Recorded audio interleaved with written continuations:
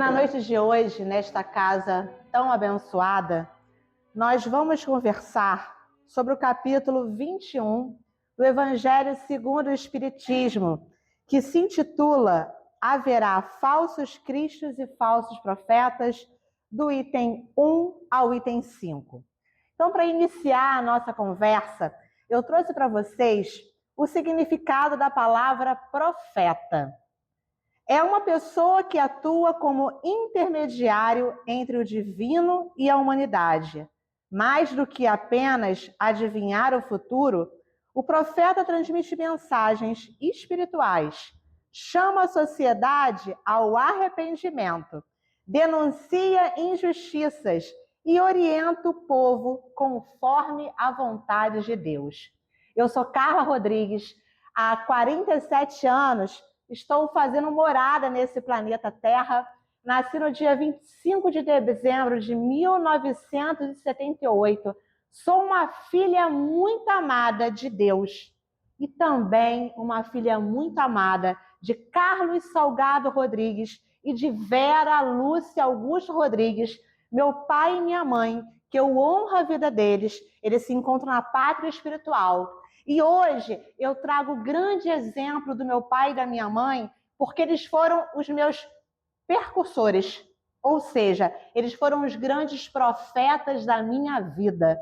Porque assim como diz o significado da palavra profeta, que chama a sociedade ao arrependimento, denuncia injustiças e orienta o povo conforme a vontade de Deus, meu pai e minha mãe foram os grandes orientadores de Deus na minha vida, nessa terra tão amada. Então, eu não poderia deixar de iniciar essa palestra honrando a vida desses seres humanos, agora encontrando-se lá na pátria espiritual. E além desse significado tradicional da palavra profeta, a palavra profeta ela tem uma origem. Ela vem do termo grego chamado propetés, que significa aquele que fala no lugar do outro, ou porta-voz. Então, mais uma vez, eu venho trazer exemplo dos nossos pais. Eles, muitas das vezes, são os porta-vozes de Deus e dos ensinamentos na nossa jornada evolutiva. Já no hebraico, a palavra profeta é usada como nave, N-A-V-I, que significa aquele que é chamado ou porta-voz de Deus. Então, mais uma vez, eu trago aqui para a nossa vida de relação, porque muitas vezes nós somos porta-voz da espiritualidade, nós somos porta-voz da providência divina, só que em alguns momentos deixamos a vaidade e o orgulho nos dominar e não levamos a palavra do Mestre Jesus. E retomando aqui o Evangelho, no seu item 1, ele fala, conhece-se a árvore pelo fruto. E eu vou trazer para vocês, antes de nós iniciarmos propriamente dito o estudo da noite de hoje, quais são os objetivos de estarmos reunidos aqui, estudando o capítulo 21, haverá falsos cristos e falsos profetas. Nosso objetivo, refletir de maneira bem simples, fazendo um paralelo com a nossa vida cotidiana, sobre o discernimento ensinado por Jesus. Não avaliar as pessoas apenas pelo discurso, ou pela aparência, ou pelos títulos, ou pelos fenômenos, mas principalmente que possamos, antes de avaliar o outro, fazer a nossa autoavaliação dos frutos que nós estamos produzindo na vida alheia. E para iniciar, eu faço uma pergunta com uma provocação para vocês. Vocês já acreditaram muito em alguém e descobriram que essa pessoa não era exatamente como vocês pensavam que ela era?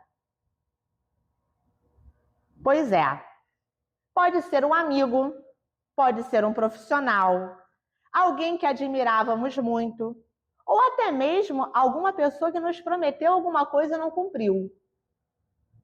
Porém, Jesus, há 2000 anos, já nos ensinava um critério muito simples e que muitas das vezes nós esquecemos. Vocês sabem o que é? Observar os frutos. De forma metafórica, observar os nossos comportamentos, observar as nossas escolhas, observar o que nós estamos produzindo na nossa vida, como espíritos imortais. E o Evangelho, ele vem falando exatamente, conhece-se a árvore pelo fruto.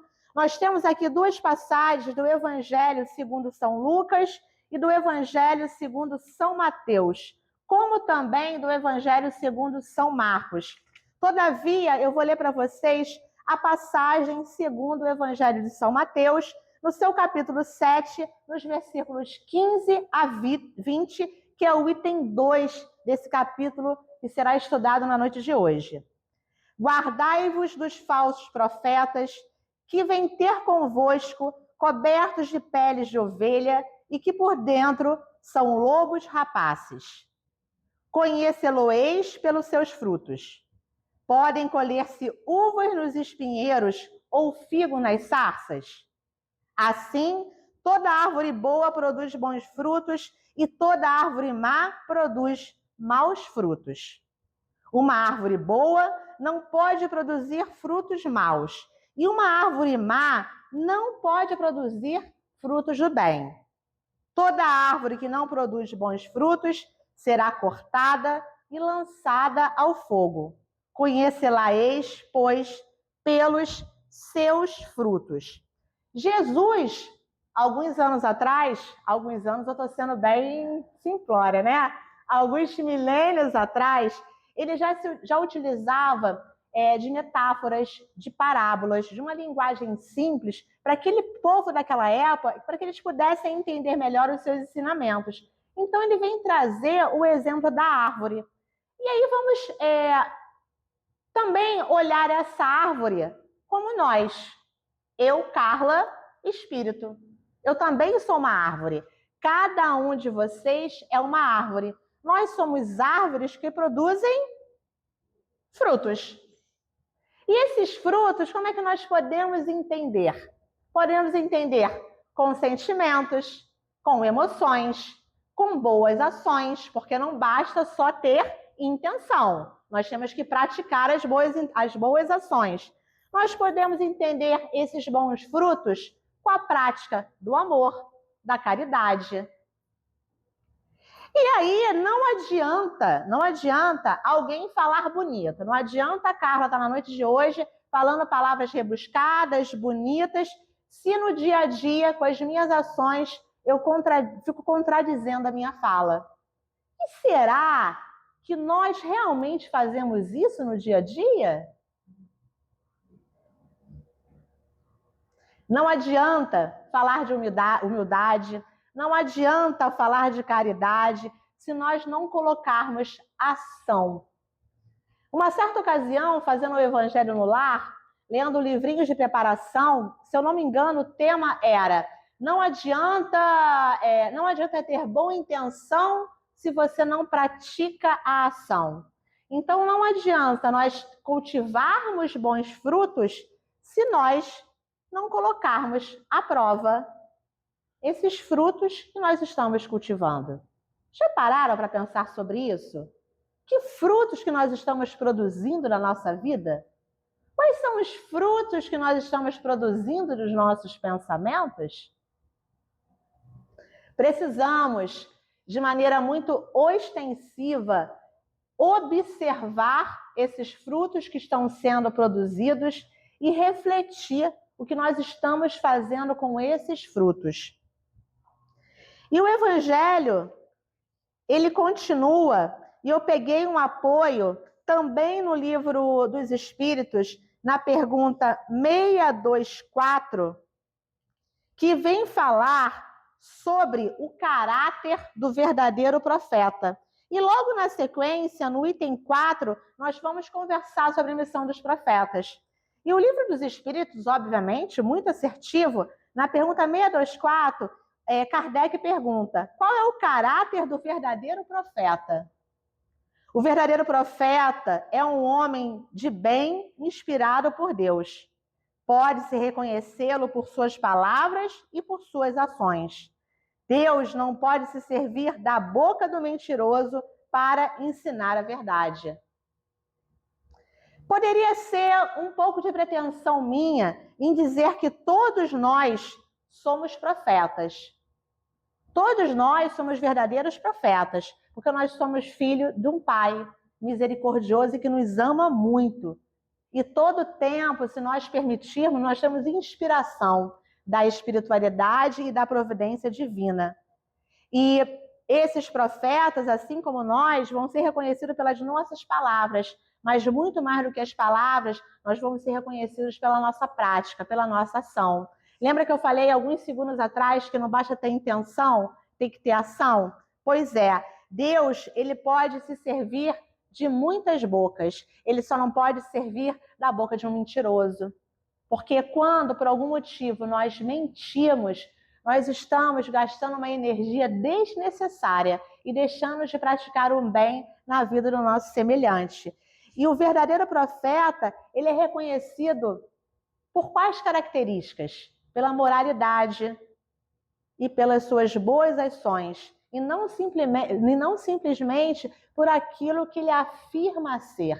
E aí eu faço um paralelo comigo, com as nossas vidas, com as nossas experiências.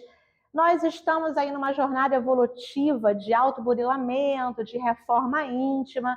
E como é que está essa questão moral? Como que está a nossa questão moral? Como é que está a nossa questão moral relacionada com tudo que está acontecendo no mundo? O que nós estamos fazendo para melhorar, para ajudar o nosso próximo? Ou será que simplesmente nós estamos apenas nos autoafirmando do que nós queremos ser, mas ainda não somos? E com o Livro dos Espíritos também, no seu capítulo 1, da Lei Divina ou Natural, com o título O Bem e o Mal, na pergunta 629, Kardec pergunta: que definição se pode dar da moral? A moral é a regra para se conduzir bem, quer dizer, a distinção entre o bem e o mal. Ela se funda sobre a observação da lei de Deus. O homem se conduz bem quando faz tudo em vista e para o bem de todos, porque então ele observa a lei de Deus. Então, a partir do momento que nós estamos praticando a lei de Deus, nós estamos, em alguns momentos, abdicando do nosso orgulho, da nossa vaidade e auxiliando o nosso próximo mais próximo. E quem é o nosso próximo mais próximo? Nós mesmos. Porque a partir do momento que nós nos reformarmos moralmente, intimamente, pensando no ser, porque nós somos um ser integral, de corpo, mente e espírito, nós vamos conseguir caminhar de forma mais tranquila, mais harmoniosa, sabedores que nós estamos nos reformando moralmente. Joana de Ângeles, ela fala muito sobre o self, ela fala muito sobre o ser. E fazendo um paralelo sobre dar bons frutos, sermos profetas perante a providência divina, antes de tudo isso, nós precisamos nos observar. Lembra que nós falamos sobre observação um pouquinho lá atrás? Porque através da observação e da reflexão, nós conseguimos modificar ainda esse ser tão bruto que ainda está aqui dentro de nós. E como eu falei também anteriormente, não basta ter intenção. Além da intenção, precisamos ter a mente aberta para que entendamos que ainda estamos numa jornada evolutiva, mas que não precisamos dar justificativas ou desculpas porque vivemos ainda num planeta de provas e expiações. Mas que possamos fazer a nossa parte, que possamos ser profetas na nossa vida, que possamos proclamar o bem para a nossa vida, para a nossa saúde, mas que possamos também sermos profetas da vida alheia. E fica aqui uma provocação, a segunda provocação da noite de hoje. Eu comecei o nosso estudo, a nossa conversa, falando que os primeiros profetas da minha vida foram meu pai e minha mãe. Eles me trouxeram bons frutos. E quais foram os primeiros profetas da vida de vocês? Vocês estão honrando esses primeiros profetas? E como é que vocês estão honrando eles? E voltando aqui para o Evangelho, para a missão dos profetas, eu acho bem assertivo nós lermos o primeiro parágrafo, que é o item 4, que nos traz o seguinte: atribui-se comumente aos profetas o dom de adivinhar o futuro, de sorte que a palavra profecia e predição se tornaram sinônimas. No sentido evangélico, o vocábulo profeta tem mais extensa significação. Diz-se de todo enviado de Deus, com a missão de instruir os homens e de revelar as coisas ocultas e os mistérios da vida espiritual. E quando nós falamos em falsos profetas, eu não tenho como deixar de trazer novamente o exemplo do tão querido e amado Jesus. Porque Jesus falava muito daqueles lobos vestidos de ovelhas, né? Que por dentro eram lobos, mas transfiguravam uma ovelhinha boazinha. E o falso, ele não necessariamente ele se apresenta como falso. Quantas pessoas que nós conhecemos que usam uma máscara social, mas que na verdade não são verdadeiramente aquelas pessoas? Porque se fosse tão evidente nós reconhecermos os falsos profetas, os enganadores, ninguém seria enganado. E um local que nós encontramos muito enganadores, apenas um exemplo, tá, pessoal? É exatamente onde? Nas redes sociais.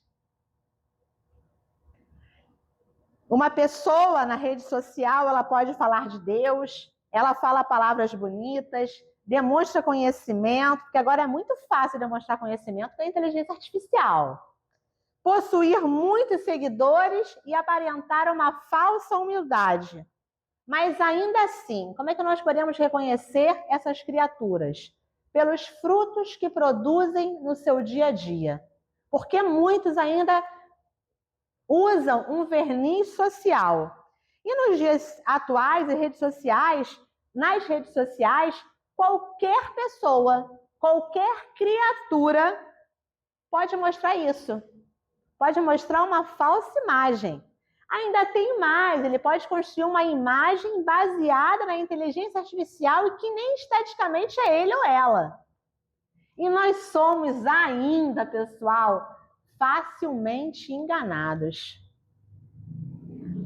Então, precisamos ficar atentos, observar e refletir.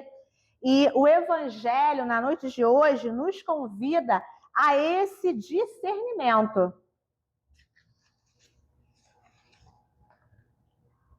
Porque não é necessariamente para nós desconfiarmos de todo mundo. Eu não estou aqui dizendo que nós temos que ficar sempre com o pé atrás.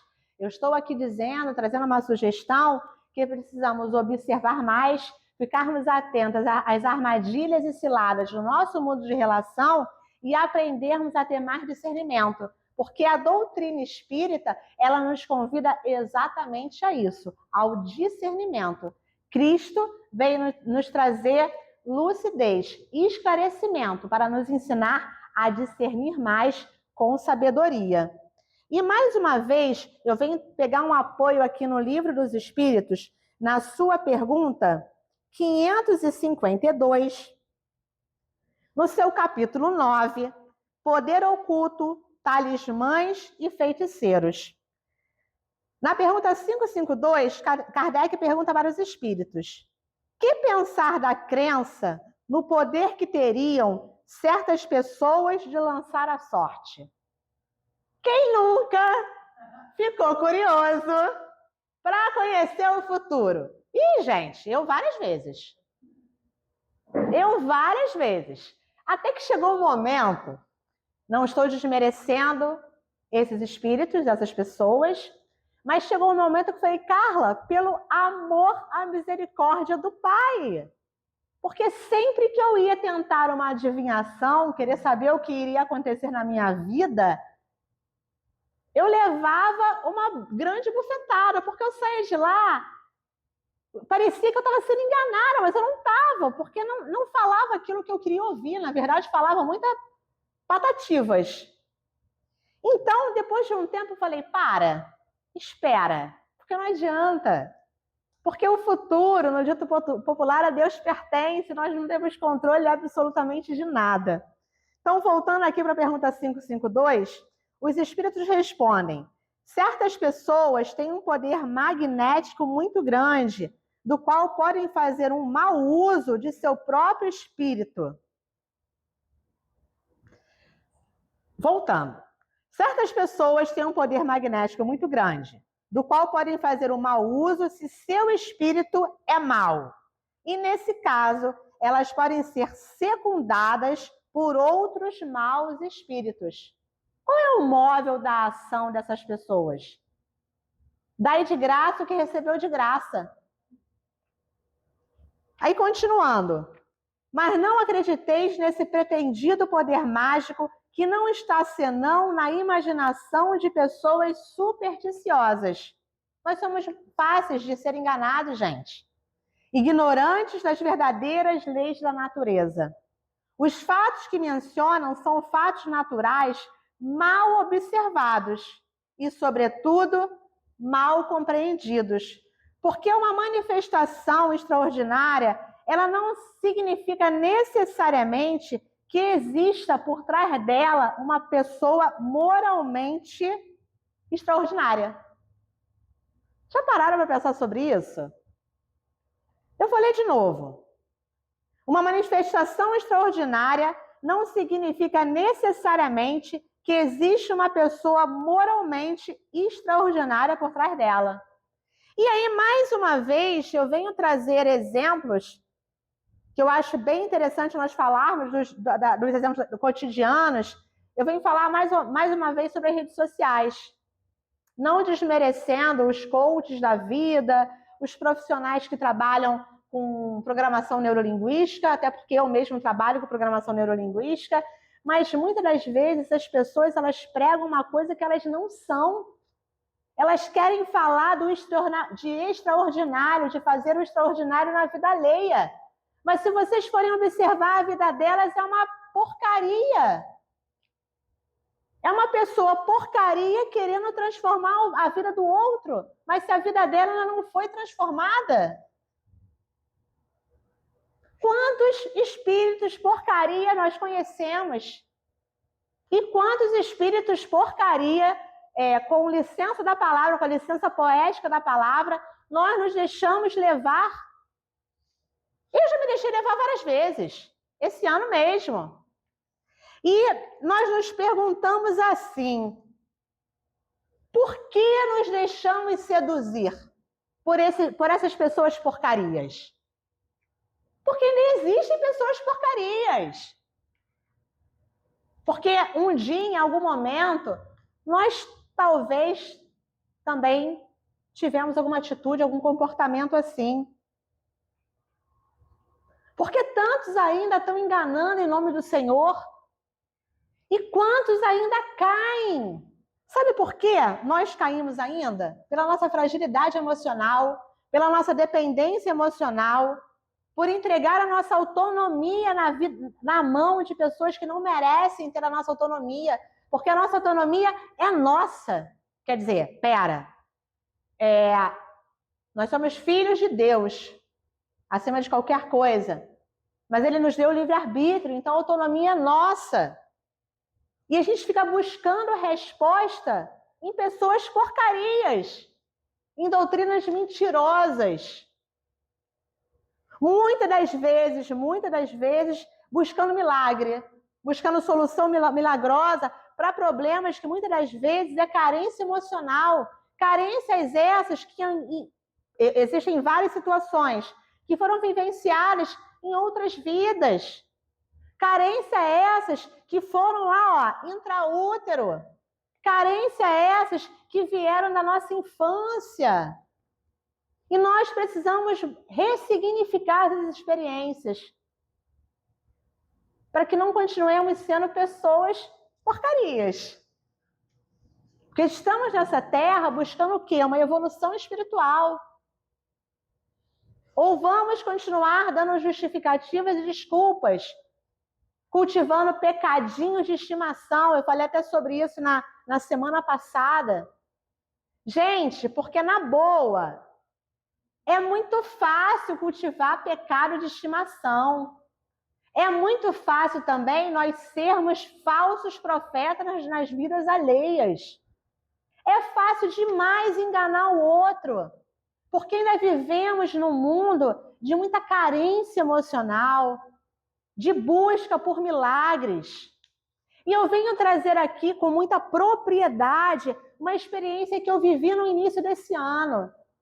Porque a gente só pode falar daquilo que a gente experienciou. A gente só pode dar exemplo daquilo que a gente viveu. Eu buscava entre aspas, mas eu sempre tive vontade de constituir uma família. Eu sempre tive vontade de ter um marido, um homem íntegro, honesto. Eu sempre falava, eu tenho uma lista do homem ideal para a minha vida. É verdade, eu tinha umas características que eu não abro mão. E aí, como experiência, em alguns momentos, eu fui para aplicativos de relacionamento. E não estou aqui falando que aplicativo de relacionamento é ruim, não.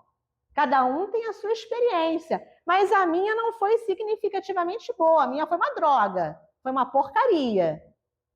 E aí eu, não satisfeita, quebrei a cara uma vez. Vou sair do aplicativo. Passou 2, 3 anos, eu entrei novamente. Quebrei a cara pela segunda vez. E finalmente, no início do ano, entrei novamente num aplicativo internacional. Pois é. E aí, eu tive como experiência conversar com um moço, e esse moço me enganou facilmente. Eu fui literalmente enganada. Porque naquele momento, acredito que eu estava emocionalmente carente. E eu não tinha essa atenção. Então, eu fui facilmente enganada. Eu tenho a minha responsabilidade e o meu comprometimento perante as minhas ações. E quando eu observei que eu fui completamente enganada, eu já tinha comprado uma passagem aérea para um outro país, eu já tinha me organizado para fazer essa viagem no trabalho, eu já estava me organizando com hospedagem, com passeios, e aí eu fui enganada. Esse indivíduo, ele arrumou uma grande confusão para me culpabilizar e acabou, de forma geral, sumindo. Eu tive um gasto enorme para fazer remarcação de voo, eu fiquei 30 dias bem abalada emocionalmente porque eu não conseguia admitir que eu tinha sido enganada pela minha carência emocional, eu não conseguia admitir a aceitação para o fato ocorrido.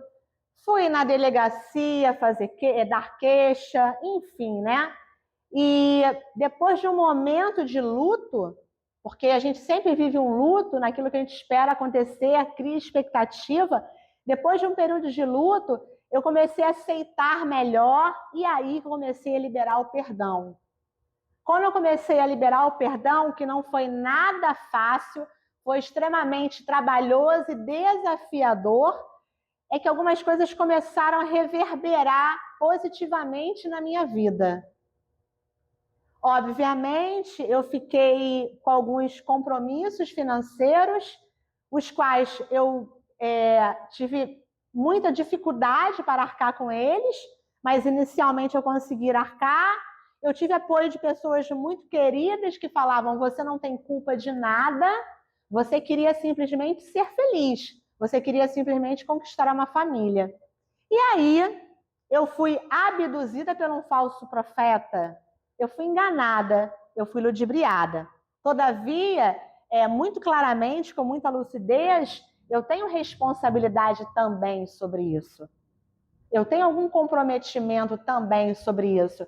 E a partir do momento que eu fui entendendo algumas questões, eu fui liberando esse perdão. Falo para vocês, eu não esqueço. Eu ainda não esqueci essa experiência e possivelmente eu nunca vou esquecer. Mas ela serviu para me mostrar que eu sou muito além disso. Que eu não preciso ficar procurando, né? Procurando, entre aspas. Muitas das vezes a gente procura por milagres, a gente procura ir para a casa espírita, para a igreja, em busca de milagres. Mas às vezes o milagre está do nosso lado e Deus só está nos preparando para que esse milagre ele possa acontecer na nossa vida. E foi mais ou menos assim que aconteceu comigo.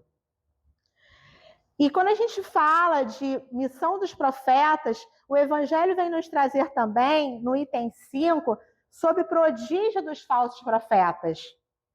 Levantar-se-ão falsos cristos e falsos profetas, que farão grandes prodígios e coisas de espantar, a ponto de seduzirem os próprios escolhidos. Eu fui buscar o significado da palavra prodígios.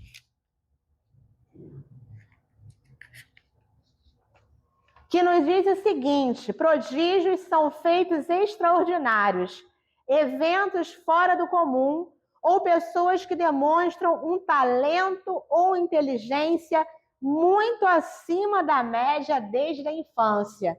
E trazendo o exemplo anterior que eu compartilhei com vocês, eu fui buscar o extraordinário, e o extraordinário estava do meu lado.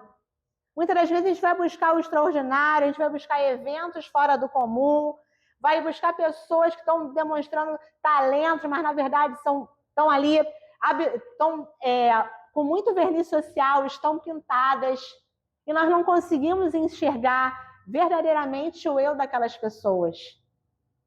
Justamente por algumas dificuldades que nós ainda estamos trazendo de outros momentos da nossa existência. E que muitas das vezes a gente não quer enxergar. E no Livro dos Espíritos, na pergunta 629,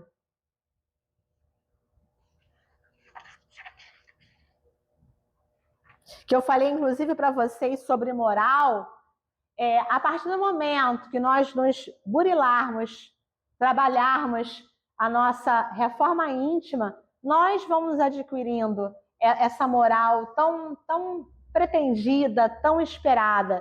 Não é fácil, não é nada fácil, pessoal. Requer muito discernimento, como nos aconselha a doutrina espírita, nos requer muito estudo e, mais do que isso, fé e raciocínio.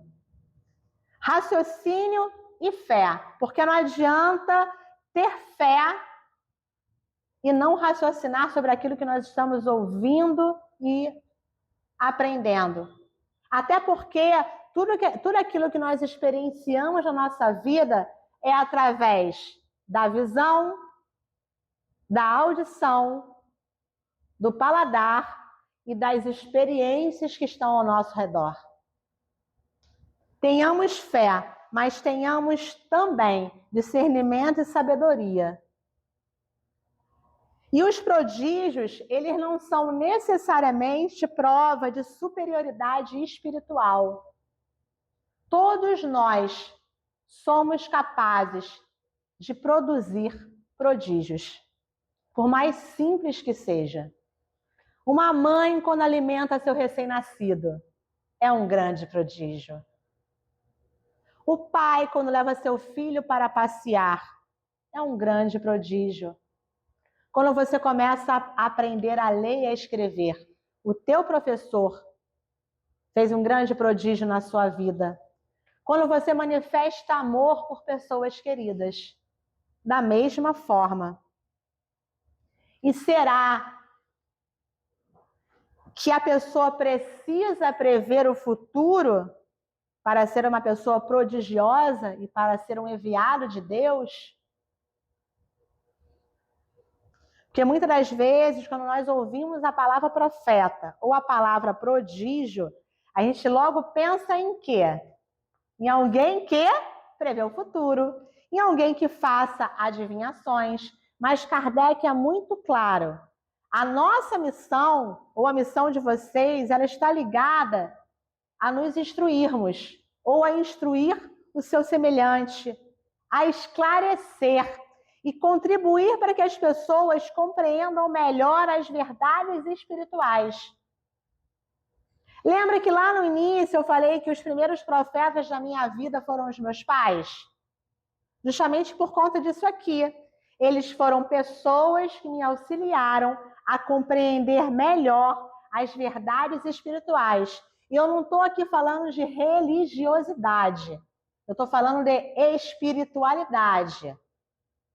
Porque se nós formos no cerne da palavra religião, que vem do religare, eu aprendi isso alguns anos atrás, uma pessoa que foi um grande profeta também na minha vida, que foi meu amigo Rubens, religare, se religar com o superior. E se religar com a providência divina, se religar com a espiritualidade, não tem a ver com religiosidade. Porque quantas pessoas que vocês conhecem que não frequentam uma igreja, que não frequentam um templo religioso, que não frequentam uma casa espírita e que, caramba, praticam o bem maravilhosamente bem. Sendo bem redundante.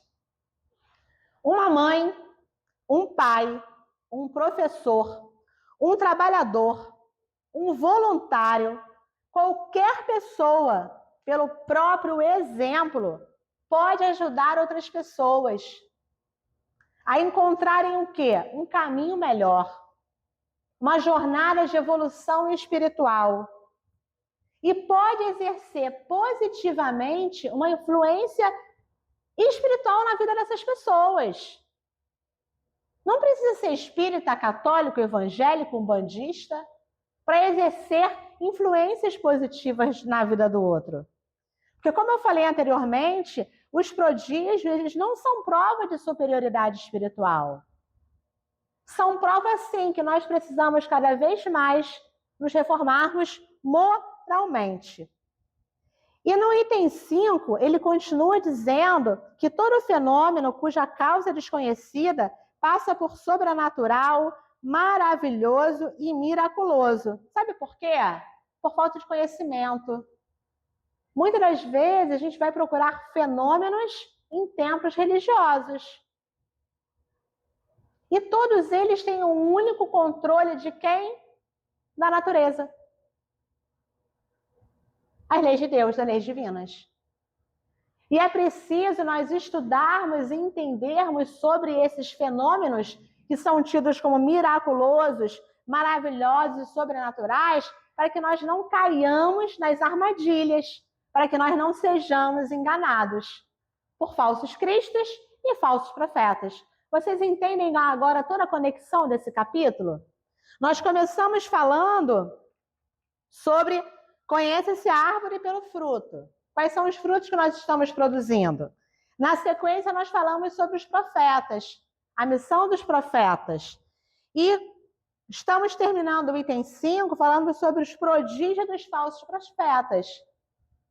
Porque os maus também fazem isso. E, infelizmente, nós ainda caímos, né? Porque é um processo, ainda caímos nessas armadilhas. Mas estamos na jornada, é um processo, e é isso que importa. Porque o fenômeno, pessoal, o fenômeno miraculoso, né? Como diz aqui o Evangelho, sobrenatural, maravilhoso, eles impressionam. E muitas das vezes nós somos impressionados através do quê? Da nossa visão. A gente vê, a gente ouve, não experiencia e somos enganados. Porque falta o que nessa experienciação? A observação, o discernimento e a fé. Porque o extraordinário, ele vai sempre, sempre impressionar os nossos olhos. Sempre. Porque às vezes a gente vê um indivíduo bonito, a gente vê aquele homem. Como eu sou menina, eu vou falar de homem, né? Como eu sou mulher, eu vou falar do sexo oposto. Quando a gente vê aquele homem bonitão, claro que a moça se impressiona. Ou quando o rapaz vê aquela moça bonitona, Claro que ele se impressiona. Mas qual é o fruto que aquela criatura está revelando? Qual é o fruto que aquela criatura está trazendo no coração? Porque não é o tamanho da beleza física, não é o tamanho do fenômeno que revela a grandeza do espírito. É a qualidade do fruto que esse espírito produz. E eu volto lá, no Livro dos Espíritos, no seu capítulo 1, As Leis Morais, na pergunta 646, Kardec pergunta: o mérito do bem que se faz está subordinado a certas condições? Dito de outro modo, há diferentes graus no mérito do bem? Os espíritos respondem: o mérito do bem está na dificuldade. Não há mérito em fazer o bem sem trabalho. Ou seja, não basta ter intenção se não tiver ação. E quando nada custa, Deus tem mais em conta o pobre que reparte seu único pedaço de pão do que o rico que não dá senão seu supérfluo.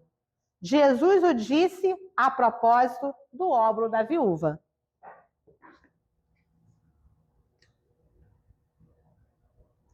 E eu deixo aqui para vocês, já caminhando para finalizar o estudo da noite de hoje, sobre tudo que nós estudamos, fica aqui a reflexão. Mas será que esse capítulo, falsos cristos e falsos profetas, falam somente dos outros? Dos outros falsos cristos? Dos outros falsos profetas? Ou ele fala de nós, que ainda também, em alguns momentos, somos falsos cristos e falsos profetas? Se alguém de vocês e eu mesma observasse os frutos da minha vida, que tipo de árvore eu encontraria? Que tipo de árvore vocês encontrariam se vocês observassem os frutos que vocês estão produzindo? Imaginem duas pessoas, vamos trazer para a prática. As duas frequentam a casa espírita. As duas conhecem o evangelho. As duas falam sobre a caridade. Uma delas, quando sai daqui, trata mal o funcionário do mercado, espizinha sua esposa ou seu marido em casa e grita com seu filho. A outra, talvez, não fale tanto sobre espiritualidade, mas ajuda silenciosamente, ama com paciência, serve seu esposo, pede desculpa e, quando pode, também pede ajuda. Porque muitas das vezes nós precisamos pedir ajuda. Porque quem está aqui, muitas das vezes, nas mais das vezes, é aquele mais necessitado de ajuda e de aprendizado. E nesses dois exemplos que eu dei, quem está produzindo melhores frutos? Nós estamos produzindo bons frutos dentro do nosso lar? Eu vou falar por mim. Dentro da minha casa, eu estou. Preciso melhorar muito ainda. Mas nós precisamos também reconhecer o que nós temos de bom. Nós precisamos também nos premiar e trazer a lucidez que nós também fazemos coisas boas. Esse exemplo, ele mostra não somente dessas duas pessoas conhecimento espiritual, não. Ele também nos traz transformação espiritual. Que não basta ter conhecimento se você não passar por um processo de transformação espiritual. Que não adianta, popularmente falando, a gente não conhece o livro apenas pela capa. Nós precisamos experienciar, nós precisamos ler, e nós precisamos aprender e amar. Porque não fica tudo aí nas desculpas e nos pecadinhos de estimação. E eu vou deixar também mais uma reflexão diante de todas para a noite de hoje. Vou falar na primeira pessoa. E cada um reflete também essa pergunta na sua primeira pessoa. Eu comeria o fruto que minha árvore produz? Estou produzindo bons frutos? O que eu estou produzindo para deixar para os meus semelhantes? O que os nossos antepassados produziram de frutos para nos deixar?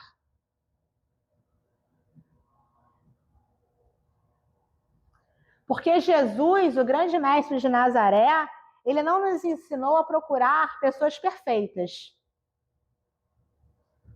Ele nos ensinou a observar os frutos que essas pessoas produzem. Quem são essas pessoas? Cada um de nós. Nós precisamos ficar atentos e observar para não sermos encantados pelas aparências, pelo discurso, pelo conhecimento ou pelos fenômenos miraculosos.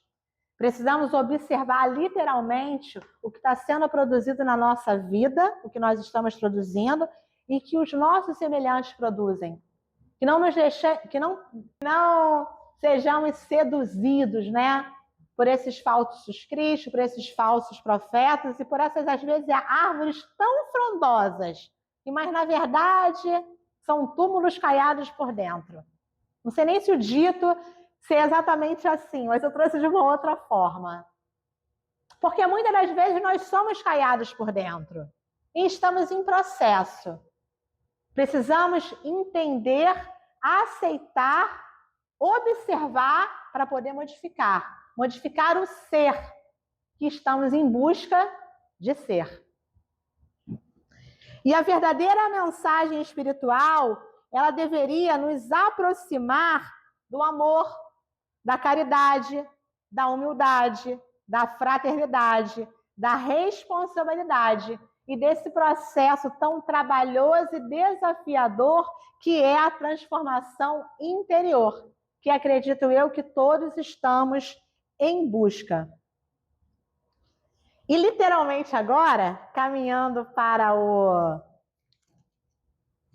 final da nossa conversa, do nosso estudo, talvez a grande pergunta dessa noite não seja quem são os falsos cristos e os falsos profetas.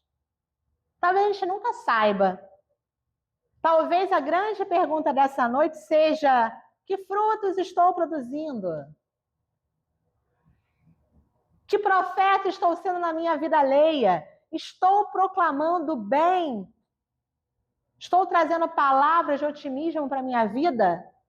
Eu sou feliz, eu sou alegre, eu sou plena e abençoada por Deus? Eu sou uma filha amada e abençoada por Deus?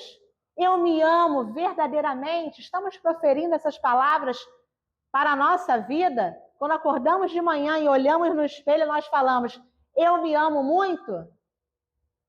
Eu sou feliz, eu sou alegre? Eu sou merecedora de toda a felicidade do mundo, porque eu sou muito amada por Deus. Porque todos nós somos árvores em processo de crescimento. E todos os dias nós temos oportunidades. O que estamos fazendo dessas oportunidades? Falar por nós ou falar pelos outros? E trouxe para vocês uma mensagem do livro Fonte Viva, do seu capítulo 7, que se intitula Pelos Frutos, psicografia de Francisco Cândido Xavier pelo Espírito Emmanuel, que diz o seguinte: árvore alguma será conhecida ou amada pelas aparências exteriores, mas sim pelos frutos, pela utilidade, pela produção. Pelas nossas ações seremos conhecidos. Que fruto estamos deixando no nosso caminhar, na nossa jornada evolutiva, nesse planeta tão abençoado chamado Terra? Que possamos deixar frutos de amor, de paz, de caridade, tomando como exemplo o grande mestre de Nazaré. Saúde e muita paz a todos.